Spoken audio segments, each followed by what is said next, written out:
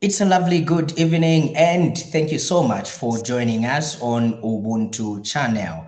This is Ubuntu channel's debate time, and we greatly apologize for bringing the program late. This is 32 minutes late than the time that we were supposed to have or to start the program.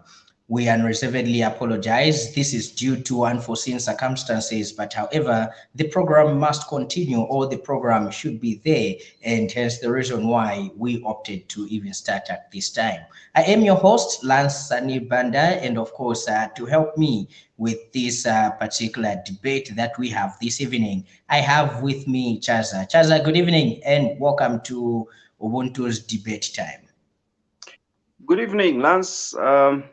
It's great to actually be on the program once again. Definitely. And of course, as you know, each and every Tuesday, our lovely viewer, we get to bring to you different topics that we discuss on this very platform. And we ask you, our viewer, to also be part of the program by simply leaving a comment, liking this particular broadcast, and not forgetting sharing it with different people so that they can also get informed. Debate time comes your way every Tuesdays at 21 hours. And of course, to help us discuss this evening's topic, which is central government decentralization a hoax? Is central government's decentralization a hoax?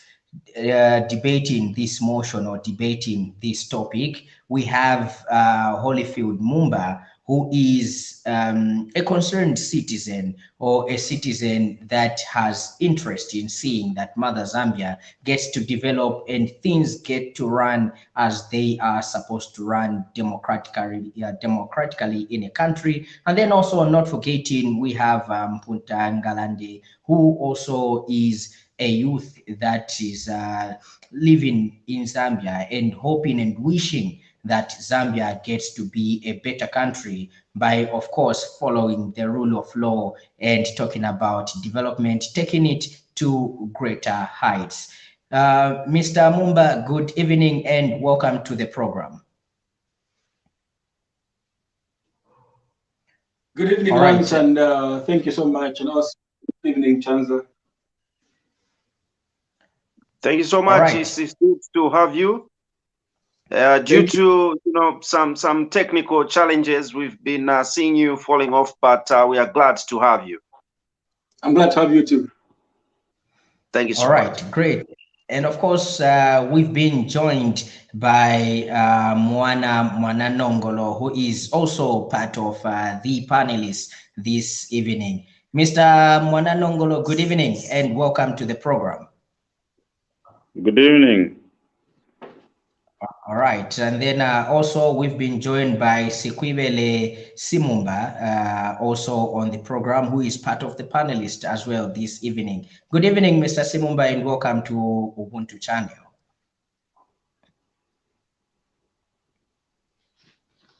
Hello, come again.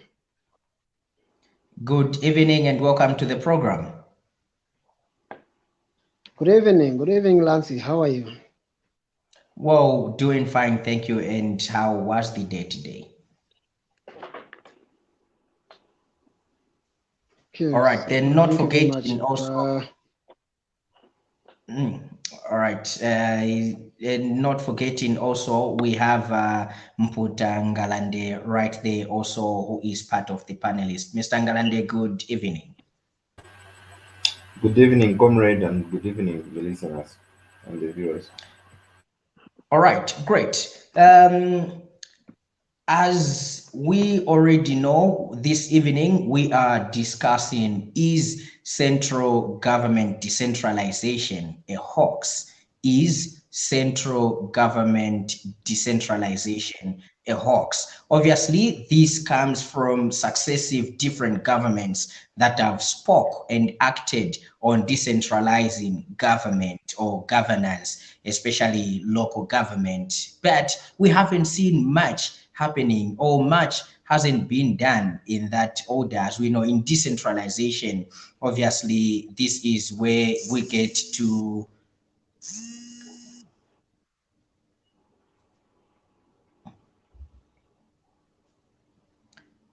All right. Sorry, lost you there for a while. Is everybody able to hear me? Yes, we are getting you. No, okay, great. Yeah, so in discussing this, there are three things or three motions that we are going to look at and get to debate them or get to look at them and get to understand what they really are. When we talk about decentralization, obviously we talk about decentralization of functions. Here we are talking about governance or government functions. To kickstart, obviously, in debating this issue of decentralization of government functions, I would like to start with you, Comrade Mputa, in terms of government or decentralization of functions in the central government. What's your take on this? Thank you very much. Decentralization in terms of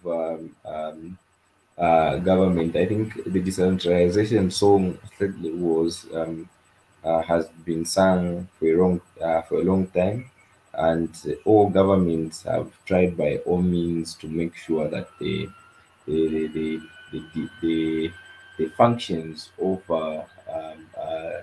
certain functions that are supposed or services that are supposed to be delivered by the central government are moved to local authorities, and that's where CDF comes in. Services of how to collect taxes, collection of garbages, collection of garbage. That is all decentralization. So giving and most definitely, the only thing that we have seen is that decentralization has not happened with regards to finance. The pocket has the resources with regards to finance have not decentralized as a country, and that is the difficulty part. I think a milestone that has been reached is with the current government that increased CDF, and that is the only money that has the only decentralization that has been seen in form of resources. If we talk about finances, and I think all these others only sang about decentralization, and it had not trickled down. All right. Thank you so much for that input, Mr. Ngalande. And of course, let's quickly get to Mr. Muana. We are talking decentralization of government functions, right here. This is one of the aspects of decentralization. If we are to talk about government decentralizing, functions have to be decentralized. What are your points on this? Do you think we are doing this, but we have reached that level of decentralizing functions? Right. I hope I'm loud and clear. Yeah. So the decentralization in this country, you can actually trace it back to 1991 when there was deliberate government effort to decentralize government functions. It's an ongoing, from what I see, it is an ongoing process because we've had decentralization policy for a long time. In 2011, when there was a changing of government in 2011, decentralization policy was re-entered in the national dialogue. Along the years, 2013 again, the policy was revised, relaunched in 2013. Now, the key issue has been the limitations at the local level. That is where the problem has been, because you've got to develop capacity at local level for you to make decentralization work. Not only in terms of capacity, but also in terms of financial resources. Like the previous speaker has said, the CDF the increased allocation of the CDF to the local authority has in a way is going to boost the capacity of local authorities to be a key player in the decentralization process. It's a process, it takes time, it takes commitment, but at least we see some level of commitment from the current government in trying to adhere to the policy of decentralization, allocating more resources to the local authorities, making, the weight of government, the weight of governing is too heavy for a few individuals or institutions. So it has to be spread over a large area of institutions and individuals. Thank you.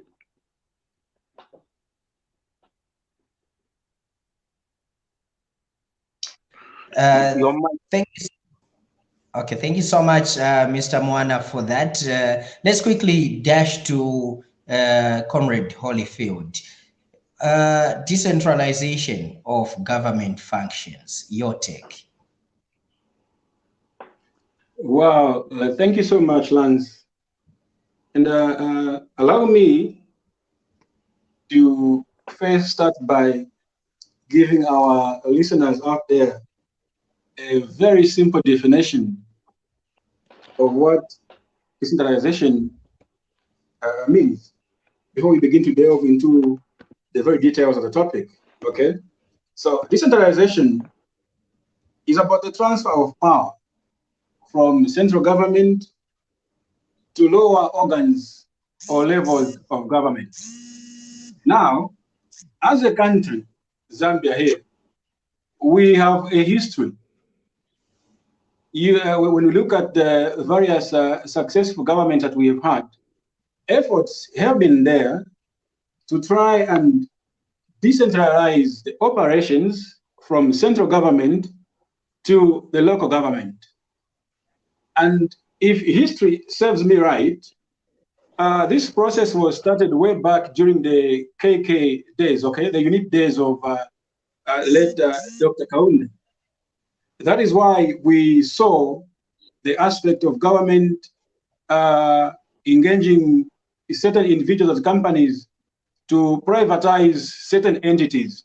The idea was to take away power, resources, authority, and the responsibility from central government into the local government as well as the people on the ground there.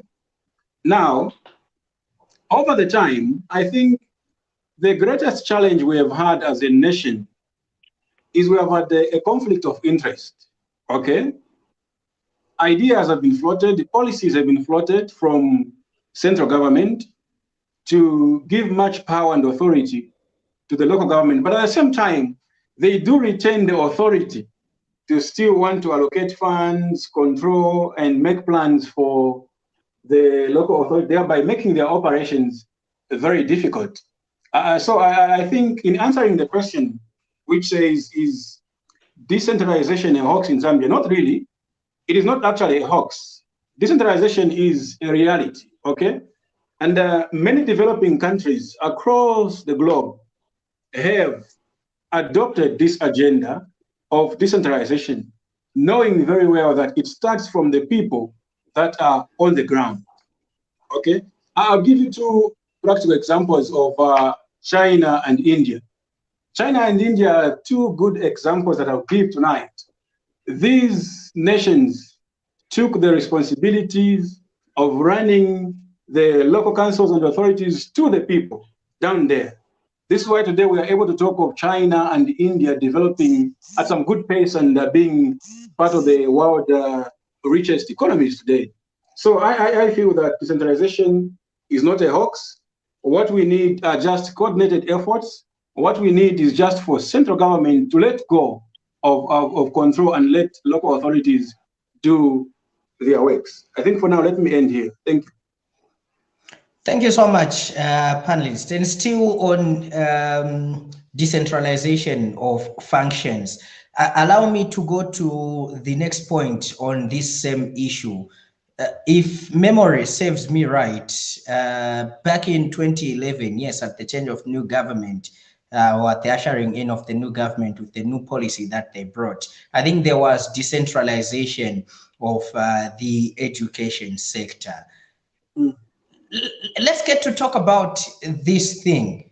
Has education really been decentralized? Like, is education free for all? Is education everywhere? And can education run on its own away from the central government? Let me start with you, Comrade Holyfield, since you're just from the seat. Well, I think you are right there. In 2011, pronouncements were made in order for this nation, Zambia, to decentralize the education sector. But you see, like I earlier on said, that the challenge we've had is the aspect of implementation, okay? Governments will come and say, no, we want you to do this on your own. We want you to do this on your own. But at the same time, the other challenge we have had is the lack of funding. Now, fast forward, just the coming of the new Dawn administration under President HH in 2021 last year, again, the increase in the allocation of CDF gave much emphasis that much of it, or the allocation, should go towards funding free education. Now, to me, I had a different view and a different take. What I wanted to see was not, for a start, to implement free education at full throttle, okay? What I wanted the government to do was first to start with a pilot project, okay? Let's say, for example, we pick one province or two. We pick Muchinga, Southern, we pick Eastern, okay? Let's see and draw down free education from there. Then from there, we'll be able to assess, is it feasible? Is it manageable with the resources that we have, okay? So free education to me, as a policy coming from the government, it is a very welcome move. I'm not against it, okay? Decentralization of education is a very welcome move because education is the backbone of each and every given nation, okay? For us to have development, for us to talk of whatever things we can talk about as a nation, we must first have an informed citizen, okay? So the idea is okay, but I have a challenge with allocation. To me, up now, the allocation of resources towards free education is not sufficient, okay? So I was expecting government to do a pilot project first, start with one province. If it's a success, then let's spread it across to these other provinces. Because the challenge we have now is, do we have the much needed finance to fund all school activities and operations for 1 year, for all the schools spread across Zambia? To me, the answer is no. So I feel the will to offer free education is there, but the finances are not there. Thank you. Thank you so much. We do appreciate there, and it appears my co-host has lost connectivity. But as we get to wait for him, we'll progress with the program. I must believe that each and everyone has submitted their submission on the first question that we had to address. I think we'll move on to the next question, because I think we've started, delving into the topic before we could look at the merits and demerits of the same decentralization. As we are looking at decentralization, I'd like, each one of you to give us the advantages of, I must believe that advantages are actually outweighing disadvantages, if we have any at all. What are the advantages for this, decentralization that we are talking about? Let me start with you, Mr. Ngalande.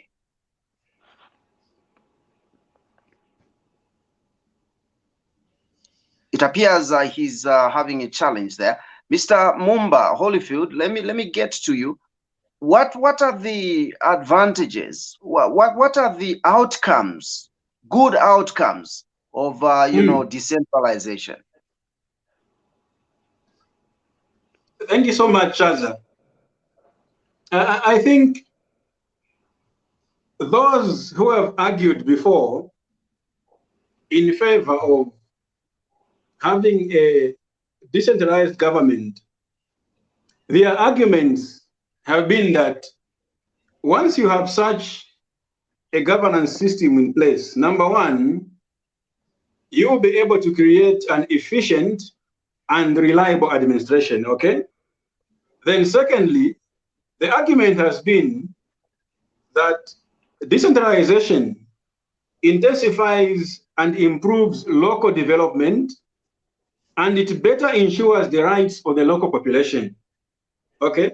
They have equally argued to say that decentralization is good because it is going to help the minority groupings in our communities and our societies to have a voice in the governance of this nation, okay? So in the nutshell, the good part of having a decentralized government is that the planning of activities, projects, and programs becomes to be a bottom-up approach, okay?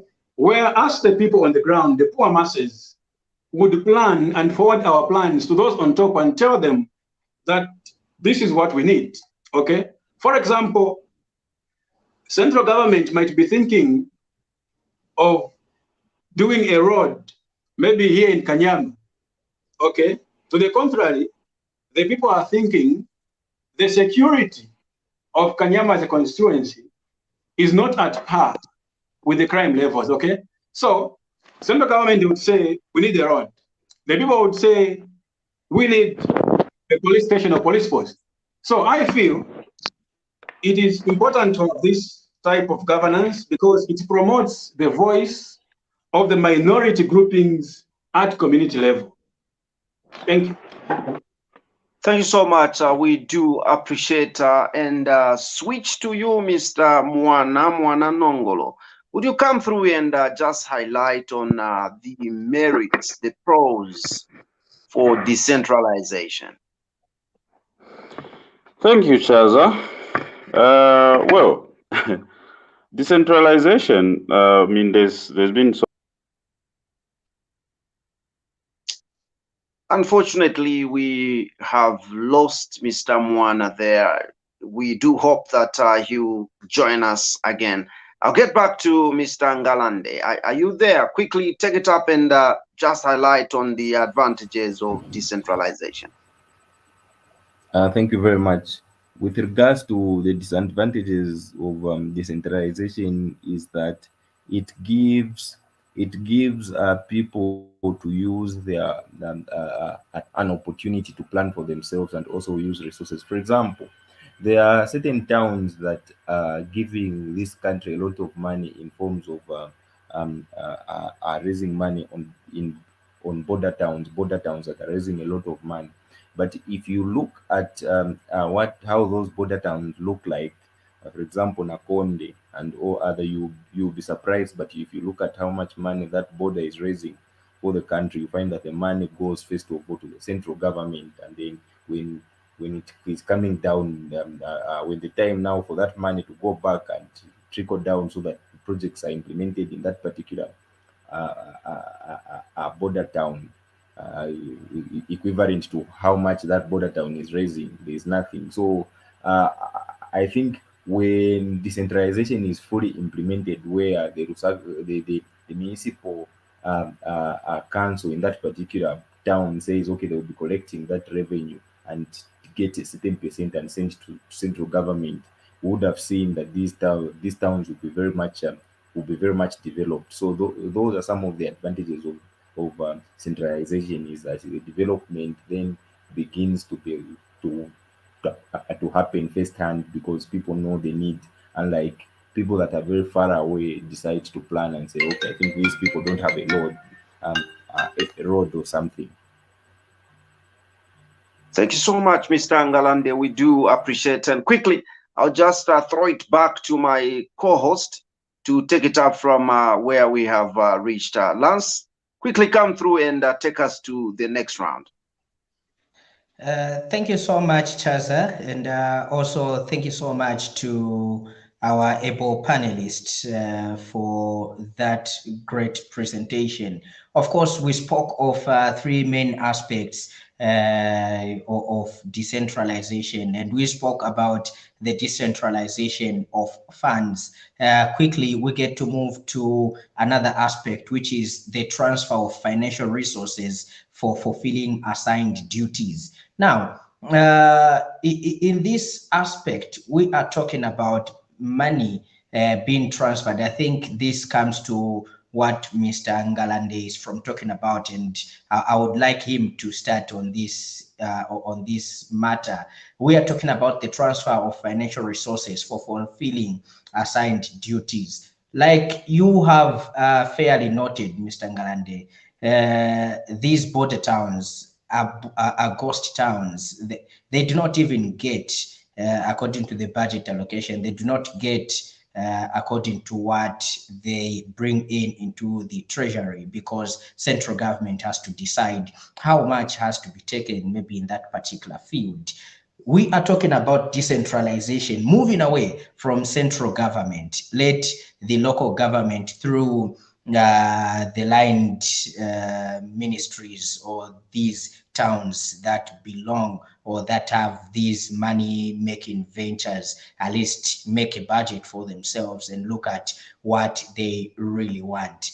Is this aspect attainable currently, or maybe is this aspect attainable in Zambia, to see to it that each town, according to what they bring into the treasury, they are able to start their own projects, finance their own projects according to the money that they make as a town?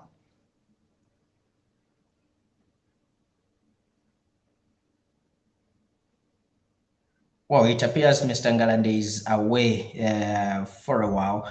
Comrade Holyfield, let's you take this one up.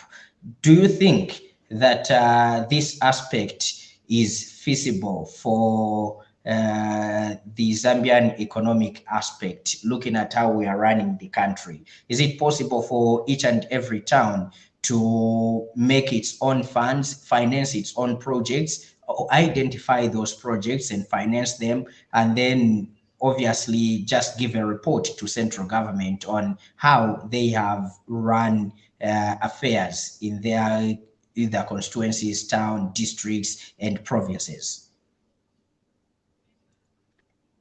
Yes, Lance, I strongly feel it is feasible, it is attainable in the presence of good political will. Okay? I'm so glad that other panelists brought in examples of border towns like Chirundu, okay, not benefiting, despite it being a part where much of our country's revenue enters or comes through. I think it is feasible for each and every province, each and every district to plan, coordinate, source for funds, and later on finance their projects. What is supposed to be done is each and every province must conduct what we refer to as a needs assessment, okay? They will assess what is it that we want done for our people. For example, in Northwestern Province, in Solwezi, Lance, we have heard the people of Solwezi cry for so many times, okay? We have resources in Solwezi, yet we do not get a fair share of the development that many other provinces are receiving across the country. Why? The challenge has been, it has been politics at play, okay? Now, if we are going to look into the other aspect of decentralization, it borders on the physical aspect, okay? It also borders on the administrative aspect. It also borders on the political aspect. Now, what is making some of these interventions not to work a balance across the country is because of this political decentralization. Okay, central government would only want to develop areas where they feel they are politically respected and or recognized. I think this has been my cry for so many years, okay?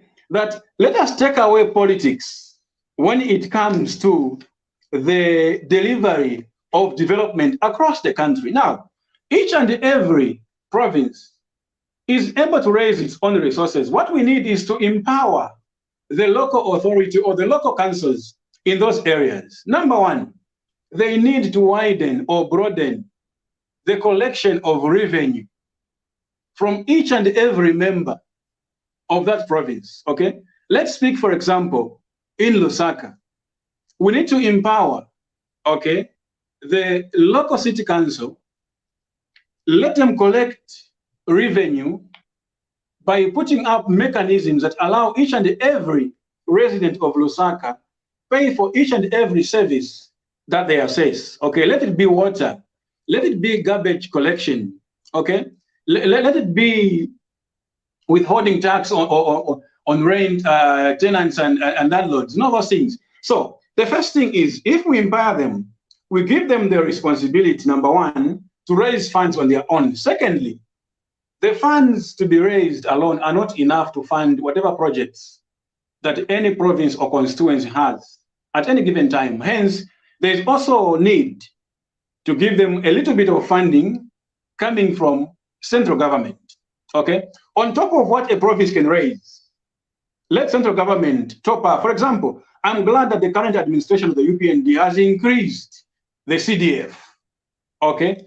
The idea by this new government to increase the allocation of CDF across the 156 constituencies we have is to promote the agenda of decentralization. Now, to me, that is not enough. So on top of that, let the local authorities, the councils, also give them power and authority to raise revenue to fund their own programs. Now, the Free Alliance has been, if we allow Copper Belt, for example, where much of our copper comes from, or if we allow Solwezi, for example, which has got a lot of mineral deposits, stand on their own, collect the revenue from there, and fund development from there, then what will remain of us in Lusaka, okay? It's like in Lusaka, there's nothing much that we do to raise much revenue, okay? So that has been the fear, okay? That Lusaka will lack in development because they have nothing else to show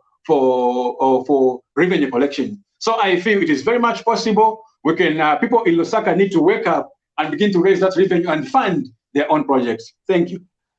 Thank you so much. But on that same point, I would like to challenge you in this way.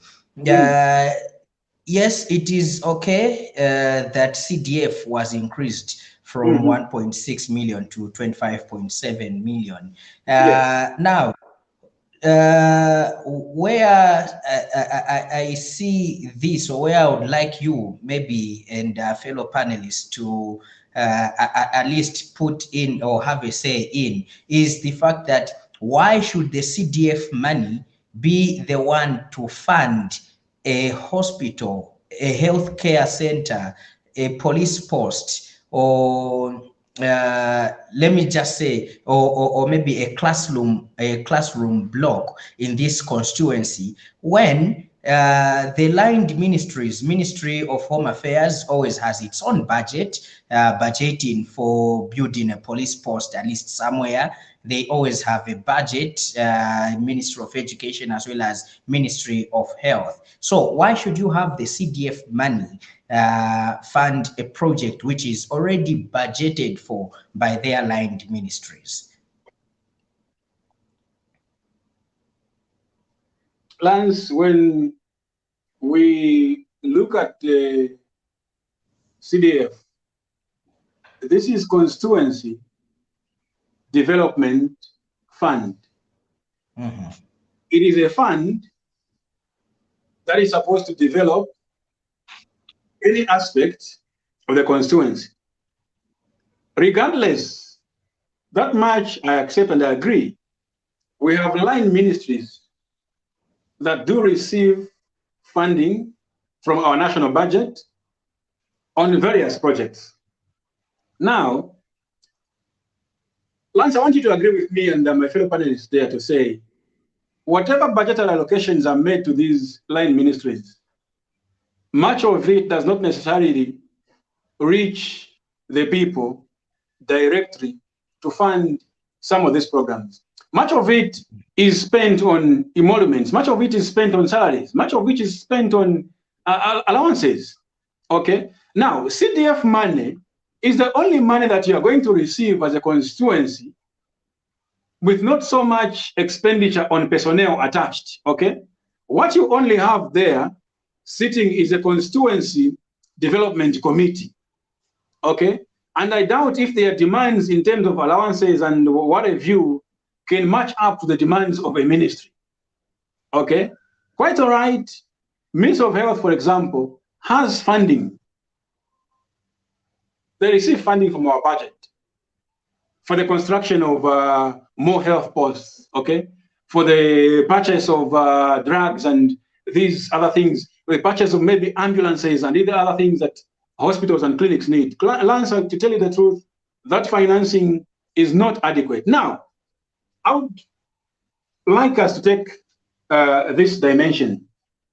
If we are saying that CDF should not fund certain projects in our constituencies, but line ministries choose, then if we're going to choose decentralization as our form of governance, then we must be willing to agree and say, let much of the funding that is given to ministries be again channeled to CDF, okay? Because CDF is a direct fund to any constituency across the country. And I'm glad it's being done per constituency and not per province, okay? So per constituency means it's specific. So if we are going to avoid having the Minister of Health fund certain projects or CDF, then let a huge chunk of that budget allocation come to CDF because that money goes directly to benefit the people. Thank you. Thank you so much, the Holyfield. Really appreciate. Now, a reminder to our viewers, you will be led to come through into the studio and be part of this panel as we are discussing is central government decentralization a hoax? This is debate time on Ubuntu channel, and this is a show that comes your way every Tuesdays from 21 hours all the way up to 22 as we discuss different issues and different things that affect we as a nation. And we do sincerely apologize for the other panelists as network is really a challenge, and we have only been left with Comrade Holyfield Mumba, to whom obviously we will get the attention too. And remember that you can also leave a comment below this same broadcast, and we'll be glad to read your comment, ask a question, express a view, or better still, come through into the studio and be part of the panel as we discuss this pertinent issue. Comrade Holyfield, you rightly mentioned the other aspect of decentralization is the decentralization of political authority and decision competencies. Of course, here we are talking about aspects of administrative, fiscal, and political decentralization.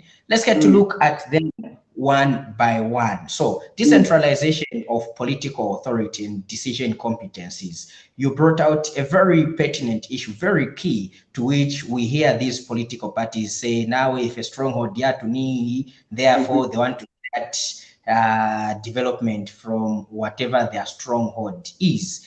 And then they leave out certain or other provinces, not even if it's not their stronghold, it is Zambia. In the aspects of administrative work, decentralizing in terms of political authority and decision competence, how can we reach this level that administration, governance administration reaches each and every part of Zambia, because we are decentralizing the central government. We don't want each and every time it's central government to decide everything, whether politically or administrative, for this particular province. We have district commissioners that look after districts. We have provincial ministers that look after these provinces. Why should they have to wait until central government decides that apande petizaletako milling plant uko?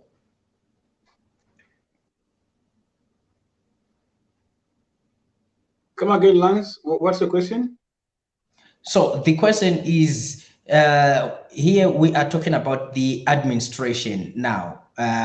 Administratively, in the aspects of administrative, in the decentralization of political authority and competencies. When we look at administration, obviously we are talking about district commissioners, we are talking about provincial ministers who are appointed by the president, and therefore they will want to be biased to the president and maybe leave out certain things which they feel or maybe inside the opposition. So in decentralizing this administrative work, should the DC only follow instructions from either the provincial minister or the president, or this district commissioner should be impartial and offer all administrative works accordingly? I think you agree with me, social media has been awash, where we've seen certain journalists complaining that Kokitwe, the Kitwe Municipal Council is filled with PF cadres and everything. So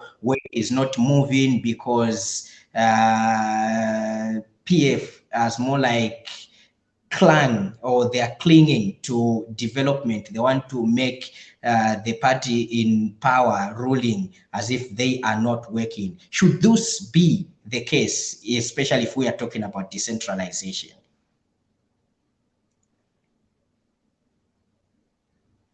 Well, Lance, the discussion we are having tonight is a very serious one, and it raises very serious concerns.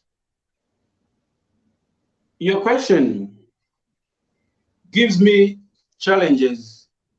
To begin with, it goes to the hierarchy of appointments that are made on people to manage provinces and districts. Okay? Number one, you have a provincial minister who is appointed by the president. Okay? Number two, you have a district commissioner also appointed by the president.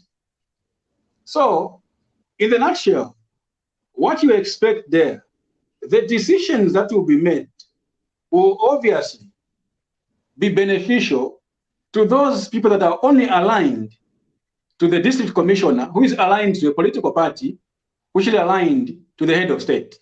Okay? Now, if we are going to be continuous on that process, this business or process of decentralization will never see its genuine results here in Zambia. Firstly, I'll tell you, the office of DC to me is useless.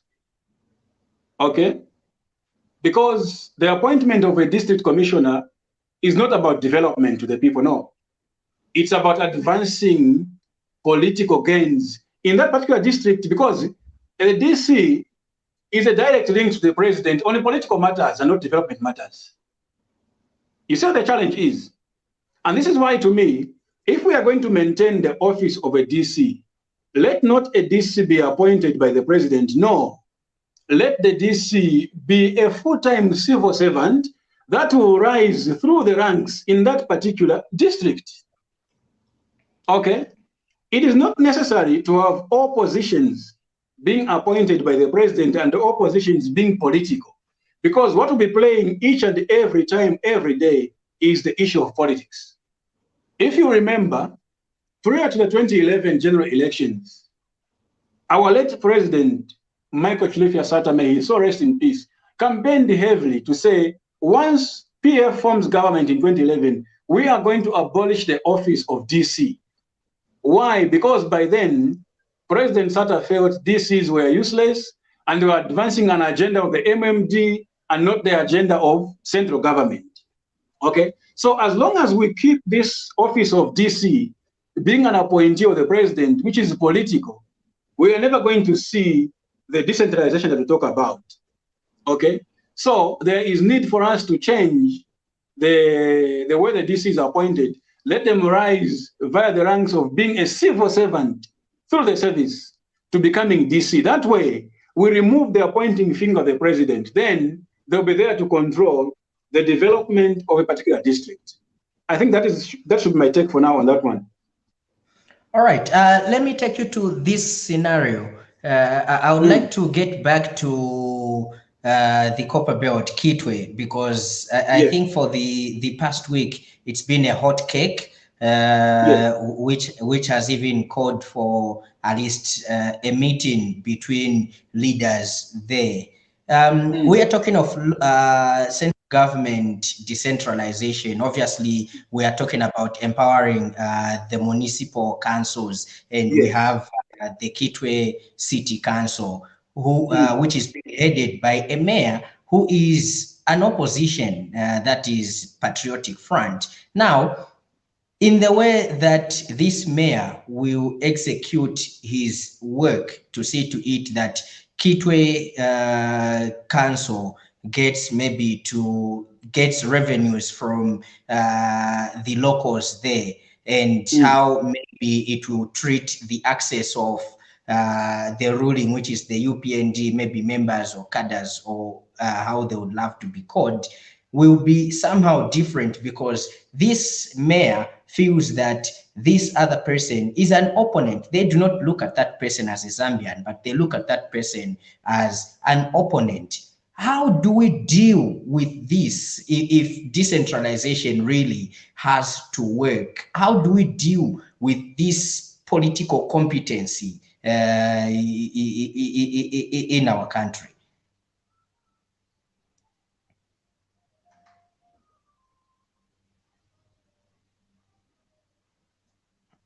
Holyfield, are you there? Well, in answering your question, Lance, thank you so much. I think in this country, we play. Hello? Yes, I can get you. Hello?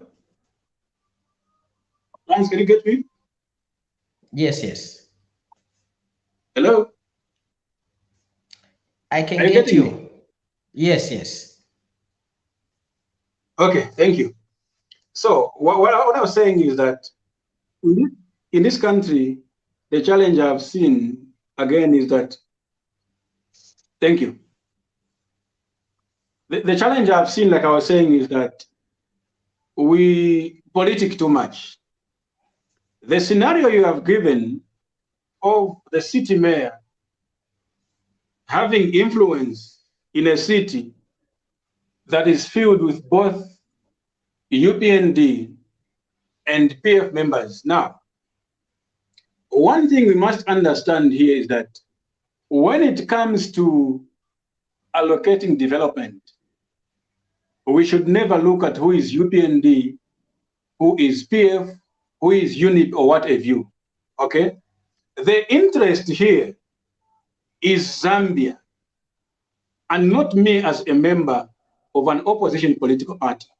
Okay? Now, when you look at the office of the mayor of the city, that office of the mayor of the city, as we speak, Lance, today, it is not a political office. The office of mayor today is an executive office. Okay? Meaning that in discharging the functions of the local authority, be it in Kitwe, Ndola, Lusaka, whichever part of the country, we should not discharge those functions of the office of mayor with political lenses. Equally, those on the ground being approached either in the collection of revenue, levies, or what have you, should not look at the mayor as being opposition. No, because the office of mayor is non-political but executive. Okay? So what if the mayor is PF and other members are UPND? and they reject her proposals for development, that is not only going to affect PF and UPND members, but it will affect many other citizens, one, who are non-partisan, and secondly, that are not even involved in the politics of the country at all. So we must bear in mind that not everyone is a member of a political party, and not everyone is interested or involved in the politics of this nation. Some are just citizens of Zambia. They love their peace the way it is. So the mayor of Kitwe, Ondola, or what have you, should not be afraid or scared to discharge their given functions or duties, because their office is an executive office.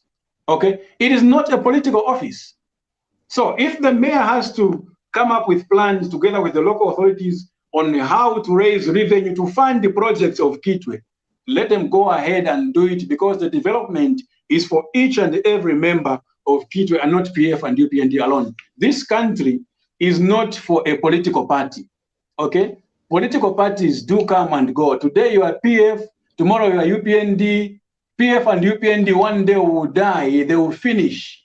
But Zambia will still remain a sovereign state as Zambia. Hence, the development of any part of this country by the local authority or central government should cut across religion, should cut across tribe, should cut across political lenses. Thank you. Thank you so much, Mr. Mumba. We do appreciate, and it has been realized that you know, the debate has naturally culminated into an interview. Bear with us, because you know, the other panelists have had a problem with connectivity. I'd like to find out, you know, from you how we can, because we have seen that the local authorities do not lack, you know, capacity presently to even take up, you know, the decentralization if it were to come now. What exactly, just from what you are from, you know, explaining, you have talked about, you know, depoliticizing of certain, you know, positions like DC and so on and so forth. What exactly is supposed to be done in terms of administration to make the local authorities effective? Do we have, you know, even the personnel that have got capacity? If not, what can be done to make them effective and ready for this decentralization? Thank you so much. Making local authorities ready for this decentralization, obviously, there are no two ways about it. What we need is capacity building. Okay, we need to source for human resource that is qualified to handle the various projects and programs that do come along. If we do not presently have the human resource, let us have people that are within the system of the local authority. Let's train them, let's equip them with the knowledge, the skills that are needed to handle the development that is coming their way. Obviously, that has been probably the fear of central government in giving much power to the local authorities. Maybe it has something to do with the issue of inadequate training and skills from our men and women at the local authority. Now, if that has been the fear, for how long are we going to fear that they will not manage? So for them to manage, what shall we do? Like I said earlier on, we need to train them in skills. We need to help them acquire knowledge for them to be able to run these councils or local authorities effectively. There are no two ways about it. Education is the key to decentralization for it to be effective. Thank you. Thank you so much. Just a follow-up to that one. I'd like to find out, you know, how we can, you know, have a bridge between the local authority and the central government. How much power? Because we have agreed that we cannot give, you know, 100% power to the local authorities? How much power can devolve to the local authorities, and how can they be regulated if they are to make their own decisions as to what they need to do in their, localities, even the finances and so on and so forth? Should they do everything on their own, or should they be subjected to approval by central government? Well, I think when you asked me, or you asked the panel on the advantages of decentralization, one of the aspects I said was it intensifies and improves development. Now, when you give authority to the local authority there to plan their own activities, what it means is that they will get down to the people on the ground there and do or conduct a needs assessment, like I said earlier on, to what needs to be done. They identify key areas and list them in a hierarchy, beginning with the most important one, ending with the least one. Now, once that has been done, they also need to come up with plans on how they are able, or they will be able to raise revenue to fund those programs. Number one, before they run to the central government. Now, we are not saying we give local authorities 100% power and authority to plan, finance, and run these projects. No. What we need is to give the people a sense of ownership. When you give the people a sense of ownership in planning for what is supposed to be done in their various locality, it means you are promoting them having a voice in the governance system of the nation. Also, it helps them feel important in society, that they will be so proud to have achieved a certain thing whose hand of them was in there when it came to planning and implementation. Now, moving on to the other aspect, central government, of course, will still retain the power to supervise, okay, and approve the final allocation of funds towards certain projects. So in bridging the gap, let the local authorities plan with their people on the ground. For example, we have the constituency development committees in each and every constituency. When these plan, let them cross over now and meet central government, okay, and analyze these plans of theirs, and also they must be able to draw up a budget. So what remains now of central government is approval and the constant monitoring and evaluation of these projects. Because when we talk of monitoring and evaluation, this is one key aspect that is needed in each and every program or project you are doing. You can't progress in a project without monitoring and evaluating what you are doing. So, to me, the central government should continue providing the role of monitoring and evaluation, okay, of these projects, of course, planned and brought about by the locals. I'm not saying we should completely rule out central government. No.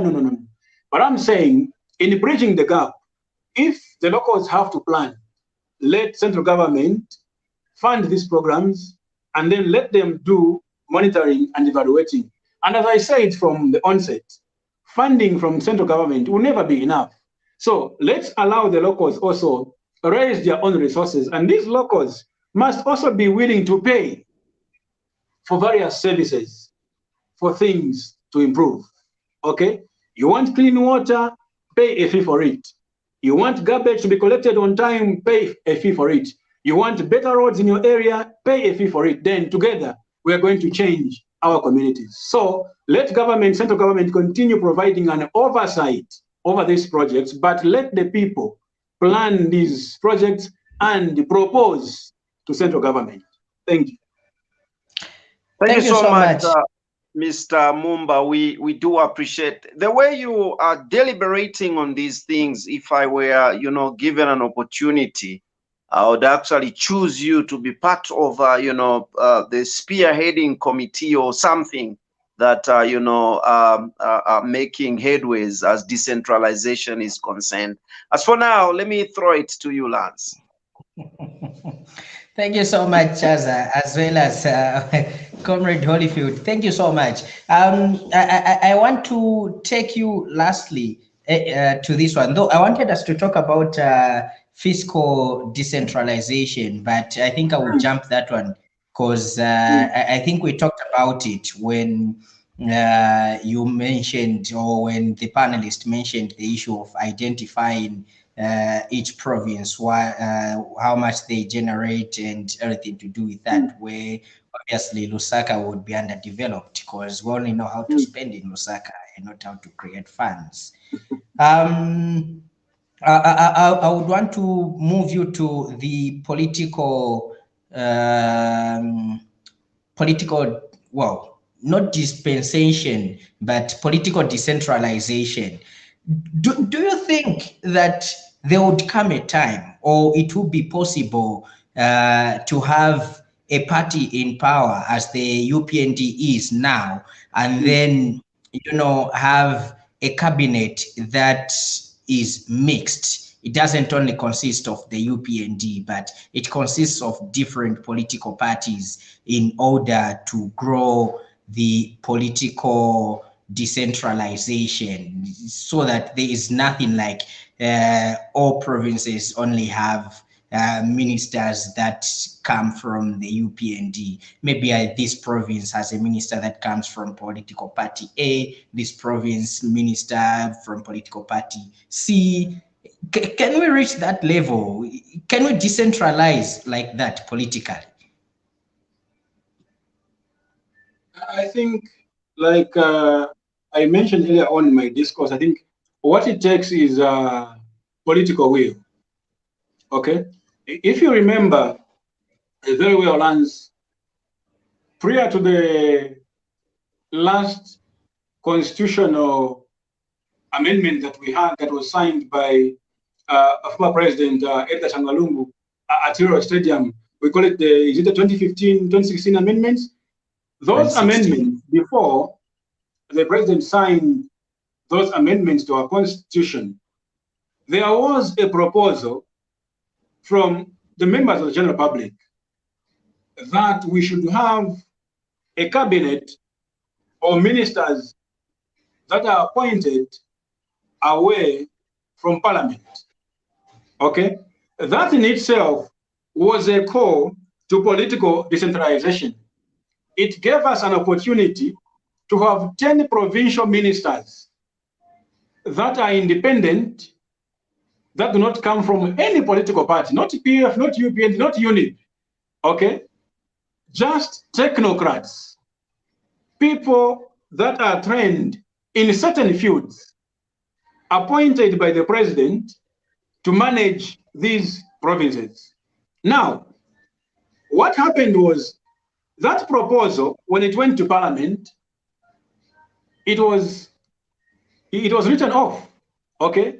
Why? Because those in power then thought, once we adopt this proposal to be part of the constitution, it means some of us will not have a chance of being either cabinet ministers or provincial ministers once we form government again. You get the point? So if we remove selfishness, if we remove self-centeredness as politicians, if we remove greediness as leaders of this nation, then definitely one day this country will have a system that is going to support people that are non-partisan to head various ministries, one, and to head also these provinces. So to me, it is very much possible. All we need is being honest with ourselves. All we need is being honest with each other. All we need is being sincere to Mother Zambia. Okay? If we seriously need to decentralize, then we seriously need to do away with politics in these institutions of governance that have been erected in our country. So to me, yes, Lance, it's very much possible one day for us to have ministers, to have provincial ministers that are non-partisan. What we need to do now is, again, to go into amending our Republican Constitution, because much more as we talk of decentralization, it also borders on certain legislation that has to do with our Constitution today. So in future, I think we again need to amend our Constitution, and again this clause of having appointing ministers serve in cabinet as well as at provincial level be appointed from outside parliament. That way, we are going to detach politics from these ministerial positions. Thank you. All right. Thank you so much for the eloquence in answering the questions. Now, this brings me to our question. After all the deliberation, after finding out about the three main aspects of decentralization, talking about them and understanding them, putting them into perspective, do you still hold the view that central government decentralization is a hoax? Is central government decentralization a hoax at the rate that we are moving? Well, I don't think the decentralization of central government is a hoax, not at all. The very fact that we are able to discuss it tonight means it is something that is real. Okay? Decentralization of central government is not a new thing or a new topic in Zambia. Okay? Not only in Zambia, I will tell you that many developing countries across the globe, this is one major process of governance that they have employed on their citizens. South Africa has such a system in place. Many other African countries have such a system in place the world over. Earlier on, I gave you examples of China and India that have done massively well because of decentralization. So it is a system of governance that was seen as early as 1970, okay, that there was need to do away with the consolidation of power at central government and take it down to local government, because that is where the people that are suffering so much in our communities are.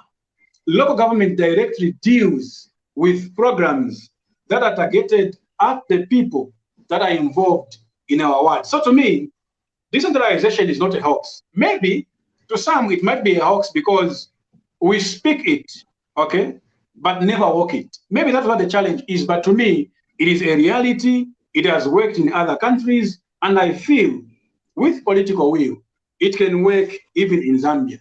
What we need is to remove this spirit of I know. We need to move as a unit.